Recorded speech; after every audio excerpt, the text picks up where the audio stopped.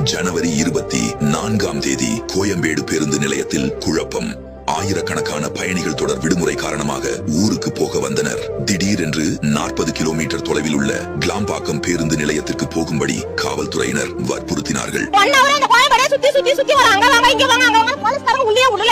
Evening வரைக்கும் வந்து இங்க தான் பஸ் இருக்குன்னு சொல்றாங்க. பட் ஆனா இப்ப ஸ்டாப் பண்ணா எப்படி சார்? ஒரு ஃபங்க்ஷனுக்காக போறோம், இங்க பார்த்தா உள்ள விட மாட்டோம், கேளம்பாக்கம் போங்கன்றாங்க. எப்ப போறது? ஏழைகளுக்கு பஸ். நீங்க உங்க கவர்மெண்ட்ல ஒரு ரூல்ஸ் போட்டுப்பீங்க, இப்ப நாங்க கஷ்டப்படணுமா? 2023 டிசம்பர் 30 திறக்கப்பட்ட கிளாம்பாக்கம் பேருந்து நிலையத்தில் மக்களுக்கு தேவையான அடிப்படை வசதிகள் எதுவும் இல்லை. கிளாம்பாக்கம் பேருந்து நிலையத்திற்கு செல்ல ஊருக்கு செல்லும் பயண கட்டணத்தை விட அதிகமாக இருப்பதாக பயணிகள் கூறுகின்றனர். பேருந்து நிலையத்தை பராமரிப்பதற்காக விடப்பட்ட டெண்டரில் முறைகேடு நடந்திருப்பதாக புகார். இப்படி வசதிகள் இல்லாத கிளாம்பாக்கம் பேருந்து நிலையத்திற்கு மக்களை செல்லும்படி திமுக அரசு வலியுறுத்துவது ஏன்?